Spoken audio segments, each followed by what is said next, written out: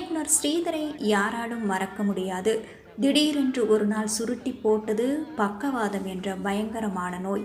அன்றோடு இயக்குனர் ஸ்ரீதர் படுத்த படுக்கையாக வீட்டோடு முடங்கி போனார். கல்யாண பரிசு, தேன் நிலவு, நெஞ்சில் ஓர் ஆலயம், நெஞ்சம் மறப்பதில்லை, காதலிக்க நேரமில்லை, சுமை தாங்கி, வெண்ணிற ஆடை, சிவந்தமன், உரிமை குரல், இளமை ஊஞ்சலாடுகிறது. எத்தனை சூப்பர் ஹிட் திரைப்படங்கள்! ஸ்ரீதர் என்ற பெயருக்காகவே திரைப்படங்கள் ஓடியது ஒரு காலம். ஆனால் அந்த ஸ்ரீதரின் கடைசி காலம், அந்த அஸ்தமன காலத்தில் அவருக்கு அருகிலேயே இருந்து கண்ணுக்கு கண்ணாக கவனித்து கொண்டவர்தான் தேவசேனா. யார் இந்த தேவசேனா? இவர் மறைந்த இயக்குனர் ஸ்ரீதரின் மனைவி. மருத்துவமனையில் சீரியஸான நிலையில் சிகிச்சையில் இருக்கும்போது சில வேளைகளில் திடீரென யாரையாவது பார்க்க வேண்டும் என்று விரும்புவாராம் ஸ்ரீதர்.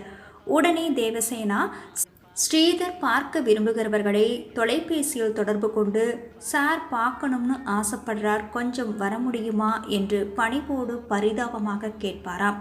இவர் கேட்கும் இரக்க தொனியில் எவராக இருந்தாலும் அடுத்த நிமிடமே ஸ்ரீதரை பார்க்க ஓடோடி வந்து விடுவார்களாம்.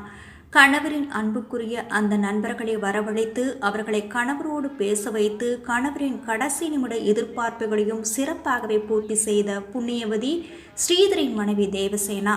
சில வேளைகளில் ஸ்ரீதர் நினைவெடுக்கும் அபாயத்தை எதிர்கொள்கிறார் என்பதை உணர்ந்த மருத்துவர்கள் அவரை பார்க்க வரும் முக்கிய பிரமுகர்களிடம் சிறிது நேரமாவது பழைய கதைகளை ஸ்ரீதரிடம் பேச சொல்வார்களாம். ஆனால் ஸ்ரீதர் பேசுவதே என்னவென்று வந்தவர்களுக்கு புரியாத நிலையிலும் கூட தேவசேனா கணவர் சொல்வதை புரிந்து கொண்டு அதை மற்றவர்களுக்கு எடுத்து சொல்வாராம். இப்படியாக 14 ஆண்டுகள் படுக்கையிலேயே ஸ்ரீதர் இருந்தபோதும் ஒரு சொட்டு கண்ணீர் கூட விடாத தேவசேனா கட்டுக்கு அடங்காத கண்ணீர் வழிய நின்றது ஒரே ஒரு நாள்தான்.